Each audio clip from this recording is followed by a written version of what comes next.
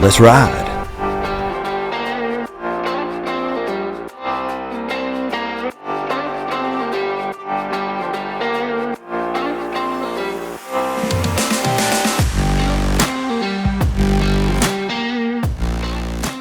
Hey everybody, welcome to the Moto Mission Adventure Podcast. We're telling stories of adventure and adventurous lives. Today's guest, we have David Drabek. He lost his arm in an accident. We're going to hear that story. But what's fascinating about Dave is he has overcome that and now rides a motorcycle on some really tough places, really tough mountain passes, for example. And we're going to talk about those stories. So let's get into it. If you are only listening and not watching, I will just give you a little bit of a heads up here. We're filming this at a campsite outdoors in Lake City, Colorado, and that is important information for you to know right now because we are getting eaten up by mosquitoes, and that is part of the adventure. We didn't know that that's what we were going to experience tonight, but we don't care. We're having fun. We're outdoors, and that's kind of what I prefer, being outdoors as much as possible. And let's get into it. Welcome, David Drabek. Am I pronouncing that right, by the way? Drabek. Yes. Drabek. Yep. David Drabek is a fascinating character. Here's how we met. Welcome, by the way, David. Well, thank you. Yeah, I'm excited that you're here. I'm going to tell everybody how we met from my point of view, and you may have obviously a little bit different, but you reached out to me. I think you sent me an email after you had been watching my YouTube videos, and you sent me an email and you sent me your story. And when you sent me your story, immediately, what's the first thing I did? I replied. Call me within minutes, yeah. Yeah, I called you because I think you included your phone number, but yeah, I called you like within minutes. I was like, I have to talk to this guy.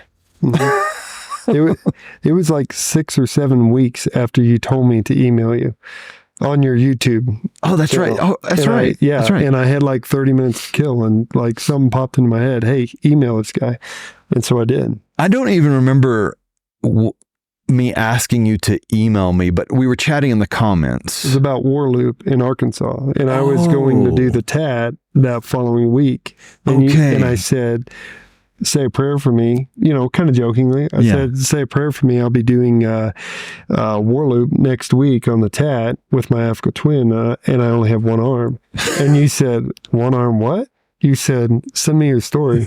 And so that's what I did. Yeah, I could not believe that you were telling me that you were riding a motorcycle on the Trans-America Trail, on the Warloop Road, which is like a famous road in Arkansas that's very challenging, very difficult. And you were doing it with one arm. Yeah. So you sent me your story by email, and I immediately called you and was like, okay, I got to hear it from you. And you started telling me the story, and it was like, I was pretty excited, like what I was hearing, like this is really interesting. And I knew our listeners would want to hear your story. It's fascinating. But before we get into it, I just got to say, we are here in Colorado riding the backcountry discovery route and getting bit by mosquitoes. And you have been riding with us across Colorado. You've been riding on some pretty difficult mountain passes, creek crossings, what appeared to be a river crossing today, by the way, and you're doing this all with one arm. And if you're only listening to this, I'm just going to say you've lost your arm at the shoulder. Yeah, I still have my shoulder, but after that, it's pretty well gone. Yeah, and so riding a motorcycle is generally you ride with two hands. But you figured out, and I don't know how, but you figured out how to ride with one arm. And so look, we're going to talk about your story of how you got into this situation, but let's talk about the riding experience that you've had this week and just tell us like how you learned to ride with one arm. Actually start with that. Like how did you learn to ride with one arm? Well, I would always have people ask me, first of all, I lost my arm in '09 on a ZX12 Ninja and at around 140 plus. And then they gave me about a 20% chance to live. And so my wife, there was no way I was ever going to ride again. Well, and when you lose an arm, you're not going to ride again. You know, that's what you're trained to think. Assumed. You know, it's assumed you're not going to ride again. And so, but people would always ask me, you know, I ran a business, I still run a business, and I do all kinds of stuff, scuba diving, you name it. And they would always ask me, what is the one thing, you do everything, but what is the one thing that you can't do? I mean, that you miss. And I'm riding on two wheels, you know? And one night, I don't know what it was, I was sitting there probably on YouTube, you know, and I saw these like this cannonball run for scooters, and I thought it was cool, and I was just, not for me to do it, but I just thought it was kind of cool. I kind of binge watched some of them, you know, and I thought, man, maybe I could ride, you know, maybe I'll get a scooter. And so I texted a friend that I used to ride with years ago. And I said, hey, I was thinking about maybe like a 150 scooter or something that I can ride again. He goes, I ain't riding with you. I ain't going to be seeing the scooter, you know? And I was like, well, okay, maybe I'll look into something else. And so I didn't know. None of this stuff is out there for people with, I couldn't find it. Like I Googled everything I can think of, you know, riding a motorcycle with one arm. And you might find one or two old videos on YouTube. And that was all I could find. And so then I figured out that Recluse makes a clutch that I still have to shift, but I don't have to pull the clutch in on the left side.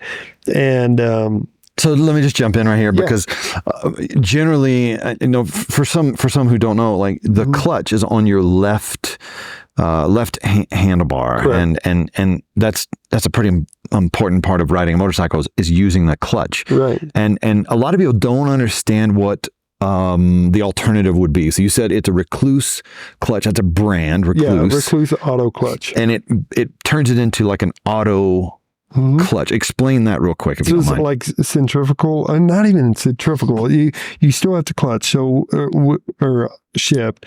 So when you get up to speed, your RPMs rev up, and you would pull the clutch in and then shift. I basically just let off the gas just a little bit, shift, and then hammer back down on it just as quick as you can. Okay, so how do you start from neutral? Like if you're gonna shift into first gear, explain that. What does it feel like? Does it lunge, or does it just go straight into first? Nope. As long as you have it adjusted properly, the way the manual says it, I can sit at a stoplight in fifth, sixth gear. Okay, so problem one was solved. You found a Recluse clutch and had that installed in a motorcycle. Yep. Okay. Yeah, I bought a WR 250R, just an enduro. Great bike. And yeah, great bike. And I would practice. I get up super early every Sunday morning, and a buddy of mine would come over to my house, and we would start riding at 7 a.m. for about 2 or 3 hours every single Sunday morning, like before church or whatever. And then we'd just take off, so it didn't interfere with family time. And my wife was kind of cool with, you know, he's just riding around the neighborhood. We live out in the country. Sure. So she's like, oh, yeah, he's fine. He's just out in the country riding around. Well, then that led into hey, there's this adventure Palooza at the end of the year. I think I'm going to do it. So it's an event called Adventure in Palooza. Missouri. Yeah, it's huge. And you pick your route, and it could be 500 miles long. It could be 250 miles long. And I picked the 250, and little did I know, I called the guy who started it, and he paired me up with a guy. Me and my friend. And because my friend was new to it also. And I didn't know that until actually this year, which is like 6 years later. But and just to make sure that we didn't die on the route, you know. And he taught us so much. But yeah, that's how it started. And I loved it. And then, you know, the next thing you know, you're planning more trips in your state, and then all of a sudden out of state. Wow. And then 6 years later, I'm, you know, sitting here with you. That's crazy. Yeah. It's crazy that you went from and not thinking that you're not ever going to be able to ride a motorcycle. Like it's almost assumed, as you mentioned earlier, to riding adventure rides. And I've seen you ride. You ride really good. And did you grow up riding dirt? I did when I was young, and not so much dirt bikes. I had a quad, I had an ATC back in the late '80s, and yeah. So just in the last few years, you've taught yourself how to ride. I was scared to death of dirt bikes. Scared to death before I lost my arm. Yeah. Yeah. Now you seem like you have no fear. Oh, fear is there. I pray constantly, but I love it, man. I have several bikes, and my son is now old enough to ride, and so he's super protective over me when we go out. He's like, "Oh, Dad, I'll go scope it out." Makes like deep creeks or whatever. But I love creeks. Absolutely love them. Yeah. I noticed. And I'm just going to remind everybody, if you're hearing weird noises right now, there are side-by-sides going down the road behind us. There are mosquitoes the size of geese that are flying around both of us right now. I actually just got lifted up off the ground, and you had to pull me back down. The mosquitoes were hauling me away. Should have weighted your boots. And also, I'm still wearing my riding outfit for the day. I've got my riding costume on, as my friend Todd calls it. So I've got my boots on and I stink just from sweating all day. You stink from all the bug spray. I should have left those on because they are going through my sweatpants. Oh my goodness. Yeah. I'm constantly swatting these mosquitoes over here. They're wearing my back out. They're going through my jersey right now. They're really not that bad over here on me anymore. So if you hear weird sounds, just know we're outside, and we wanted this podcast to be like organic and like different and just like on location where we are. So you got it. Let's talk about this location. So we are currently, again, this is the Colorado BDR. We're a few days into it, and it's just been spectacular. The views have been amazing. What do you think? Have you had fun? Unbelievable, man. I've had a blast. This is my favorite part. Yeah. What's your favorite part? Hagerman Pass. There's so many, you say one, then you think of another one, but Hagerman was pretty rough, man. It was tough. It was tough. And but it is an achievement, Sure. So when you get what made it tough? Just so people understand. A lot of rocks, like not little rocks, big rocks that don't move, There were boulders that were hail everywhere. There were rocks growing out of the ground, a lot of sharp rocks. Rain, hail. And then it rained, hail, and it even snowed on us. Yeah. It's hilarious. What is it? It's July. What is it? It's August, right? It is August. It's August. And it was, we got a little bit of snow, a little wintry mix up there. We were at like 11,000 feet, almost 12,000 feet or something like that. Yeah, a little over 11,000, I think. 11,000. And then today we were over 12,000 at another one. The creek crossings, you seem like you love the creek crossings. Why? I do. Because I think I was scared to death of them in the beginning. I can remember going to cross out by our house. It's like 20 foot long, maybe 30. Yeah. And only about 8 inches deep. And I was actually with another gentleman that's on our ride. And I was on a KLR 650. I had a KLR for a few years, and I just bought it and got it all fixed up for me. And I took off through the water crossing. And, each time you do those things, you build confidence.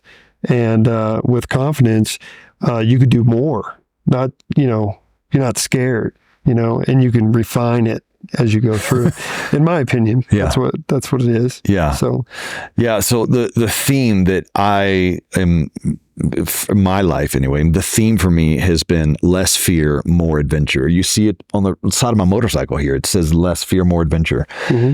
You said you were a little bit nervous. You were scared of crossing water. And it sounds to me like you chose, let's go with less fear, and you found more adventure, right? Yeah. There's always that little bit, in the back of your head. I think if you don't have that little bit, you're full crazy. Yeah. Right? Oh, yeah. Full crazy. Yeah, know your limits. I think that, and sometimes I have to define fear. There's natural fear and unnatural fear. There's like, well, let me put it this way. There's fear that's good for you, and fear that is that's like that's not good for you in the sense that it prevents you from doing things or living things, or it forces you to believe things that aren't true. There's fear carries a lot with it that's no good. However, there's certain types of fear that actually good for you. Like, I'm scared of getting burned, so I'm not going to put my hand on the hot stove, right? That's a fear that's good for you. The thing is, you have to find where the limit of fear is, because there's a lot of illusion in fear too. Yeah.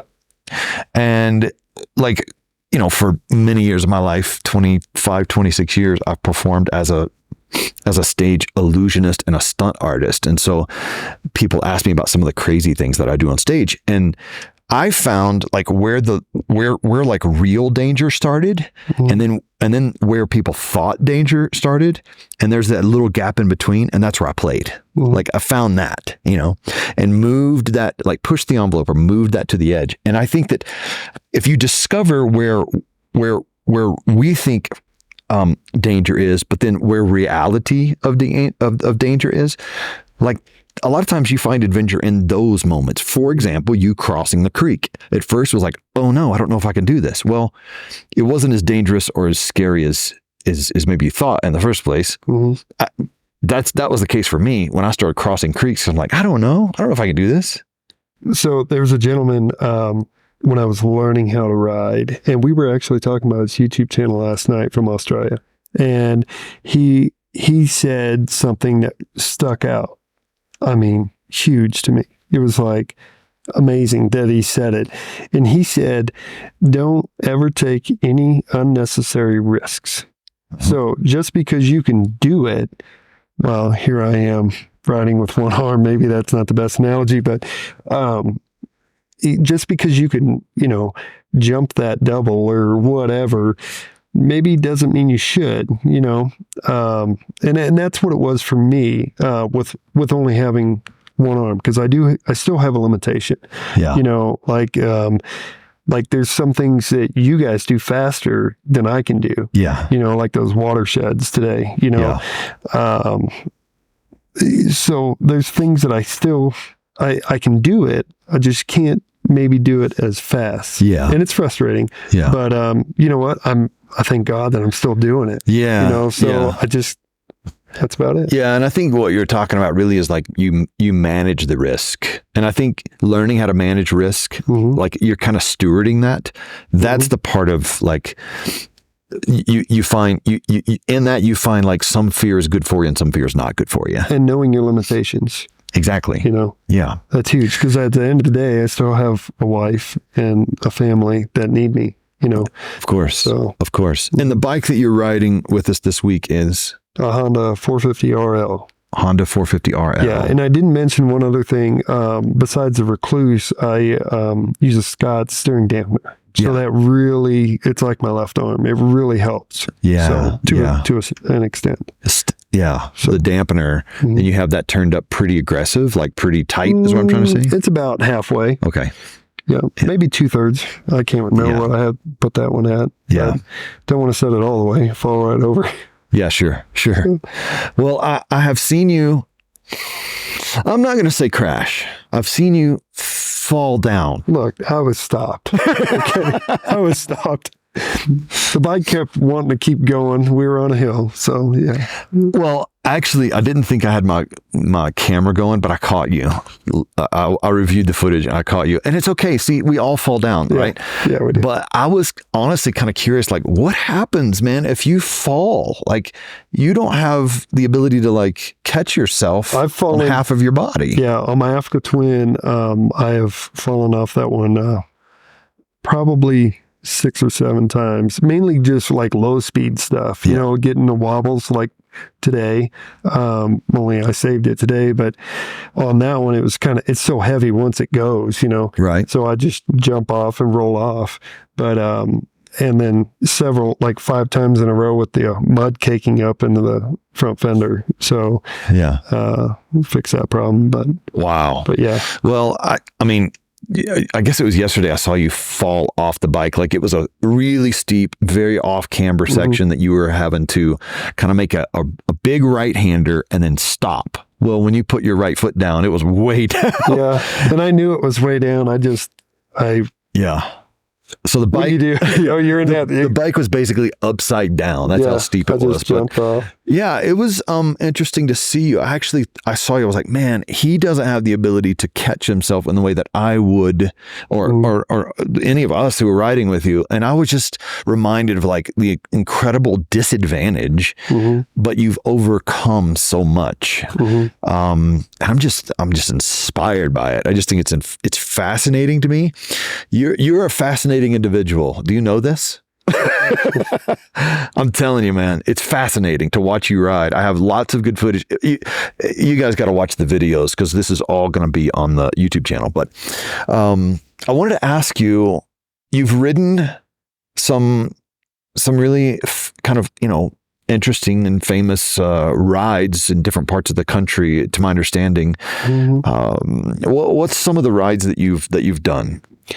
I've done the Oklahoma Goats. They kind of switch it up every year. That was a good time. That was a 500 miler. Did that on the WR. I did Smoky Mountain 500. That was one of my favorite. It was my all-time favorite until this week. Really? Yeah.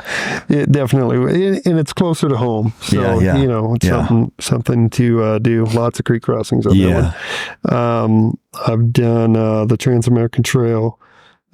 We started last year in June, and we ended up in Arkansas. So we went all the way from the Outer Banks. We just started at the Outer Banks because that's where we wanted to, and worked our way to Arkansas, picked it back up exactly where we left off this year, and then we came all the way to Colorado and had a blast. And that's when I, when you called me and I said, well, if you're ever out in Colorado and you're riding, let me know. And you said, well, I'll be out there next month. Yeah. So had to make it happen, Well, okay. So this is a good time to bring this up. You just did half, maybe more than half of the Trans-America Trail with one arm. You did the entire Smoky Mountain 500 with one arm, which is an incredible ride, one of my favorites. And you've done these things that a lot of times people are sitting in the recliner going, I can't do that because of fill in the blank. But you were like, no, I'm going to do it. Practice, man. I was determined. I didn't want to sit there in the garage and watch all these people on YouTube out, riding and not even really feeling sorry for myself. Just, I wish I could do that. Yeah. And I wanted to make it happen. So, you had to build your core, and I was even bicycling before that because I wanted to be on two wheels. Sure. And, so, man, it's been great. I mean, I have so many rides planned, so many I want to do, especially now that my son will be old enough this year. So, I've done some pretty cool rides. I've seen some cool places. Yeah. You can't do that sitting on the couch. Yeah. That's so great, man. Is there, before we kind of change directions here, I'm going to ask you, is there one thing that you wish that you could do that you haven't been able to do, or you're just not going to be able to do because of your disability? Because so far, I'm not hearing that there is. I really can't think of anything. Gosh, man, that's just so amazing to me. It's so amazing. Okay. The reason you're here is because you told me your story, and I was fascinated. And now meeting you, because we really just met two or 3 days ago. Yeah, right? Actually in person, yeah. And we're a little more than halfway through. I guess we're more than halfway through on the Colorado BDR, which, by the way, we're doing north to south. Yeah. So we're going to end. We'll go to Telluride. We're in Lake City now, so we'll go to Telluride. We'll do some really challenging passes tomorrow. We're going to do Cinnamon. We're going to do Ophir or Ophir. I hear it pronounced both ways. The locals tell me both ways, so I don't know who to believe. So if you could leave me a comment and tell me the truth, I really want to know how to pronounce it.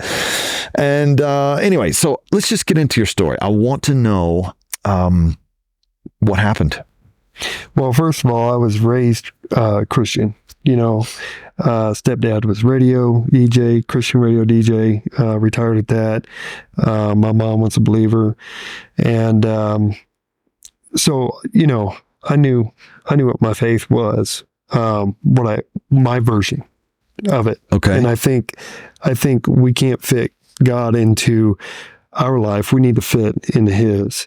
And that's huge. And, but I had my reality, and his was totally different. And I wasn't living my life the way I should. And and I knew, I felt him telling me, you keep it up, and something could happen. And I felt it. I didn't hear it. I felt it. And so back March 30th, 2009, I took my Ninja out for like a 10-minute ride, and I had it for sale. I was going to sell it, go back to a cruiser. And so let me just clarify, because for some people who may not know exactly what kind of bike that is, it was a Kawasaki Ninja. What size? 1200. Yep. So really fast bike. This is this is a race bike. Yeah. Okay. Quick. All right, go ahead. Sorry. And so I messaged a friend, and he opened his shop up because it was over there for sale. And he's like, "Well, I'll go riding with you if you're not going to be going long." I said, "Nope." And so we jumped on a bike, and we went to make a lap around our town, maybe 10, 15 minutes at tops. Just filled it up with fuel, and been a long winter, and we everything was fine. We weren't racing. We weren't none of that. And I remember we got on this kind of a twisty road coming back into where we live, our town, and he was always bragging about how fast his R6 was, and something special about it. And I thought, well, we just turned onto the road, and we weren't racing or anything. I just went to kind of blow around him real quick just for fun. And I remember crossing the bridge. That's how I knew that I couldn't have been going that fast, because the police and everybody told me I was racing. I wasn't racing. Even the guy that I was with, even he thought we were racing at first. But I went to shoot around him, and I remember crossing over this short bridge, looking at him, and he turned to his left and looked at me as I was passing, and it was like somebody was sitting behind me and I promise you, it was like somebody was sitting right behind me and took a grayish white hand and just covered my eyes. And then the next thing I remember, I was waking up, and I was looking at two yellow lines on my right side in this big, long, sweeping right-hand curve. And how fast do we... I have no idea at that time. Okay. At the time I was passing him, maybe 40. We literally just turned onto the road. Okay. So, anyhow, I remember looking up. I knew something was wrong. I was looking at two yellow lines on my right side. And I remember looking up, and I saw a couple trees, a diagonal with a telephone pole and a guide wire. And I knew I couldn't go left, and I couldn't go right. And I was looking at this big tree in the center. And I remember I tapped the front brakes just a little bit, and I started getting tank slapped. And the only way out of that's power out, and I couldn't go anywhere. And it was at that moment, it was like somebody hit pause, and it was like time stopped. And I just heard somebody say, well, I heard God say, what are you going to do? And it was just like he was sitting right next to me. And I said, I just said, God, forgive me. And I closed my eyes. And for some reason, you just don't fall off a bike at 140. It's just like, I don't see how that's possible. And for some reason, I fell off the left side of the bike. And I guess when I went down, my arm hit the ditch. Yeah. And it ripped it all the way around the back of me. And I flipped. It was over 100 feet. I landed up by the preacher's front steps of the house, the parsonage house. And then the bike hit the tree, hit the side of the tree, and flipped past me as I was flipping, and landed in the church parking lot. And I landed up by his front steps. And when I woke up, my friend was over the top of me. I was laying on my stomach, and his knee was over the top of me. And I said, "Let me up." And he said, "I can't." He said, "I can't." And he said, at that time, my arm was all the way around the other side of me. And he said, blood was just, going. Sure. And he knew I was going to die. And so I was coherent enough to tell him my mother-in-law's phone number. I don't know why. And she called my wife. And then they called the ambulance also. Yeah. And but he still wouldn't let me up. And I got mad at him. I said, "Let me up." And when I did, I pushed real hard and my arm flipped back around somehow and stopped the bleeding. Oh, wow. Some of the bleeding. And so they took me they flew me to St. Louis, and I can't remember how much blood they put back in me. It was a lot. Yeah. And I was in surgery. They cut a vein out of my leg, about 12 inches, and they tried to rebuild my arm, and they couldn't. Okay. So they got a faint pulse, but it ripped all your main tendons, to work your hand. And that's when I told my wife that I had a 20% chance to live if it takes, and or they could take my arm. And she said, "Take his arm, he'll be fine." Oh my goodness. So that was that. Oh my goodness. Mm-hmm. What a tough decision she had to make. Like, she was in a position. Right. Wow. So I want you to continue. You came out of surgery. Like, did you know? Well, that decision, they didn't run that decision past you because you were out. I was out. Yeah. But they took my arm, I believe, on a Wednesday. And by Wednesday night, when I came out, I mean, the whole room was full of friends, just full of friends.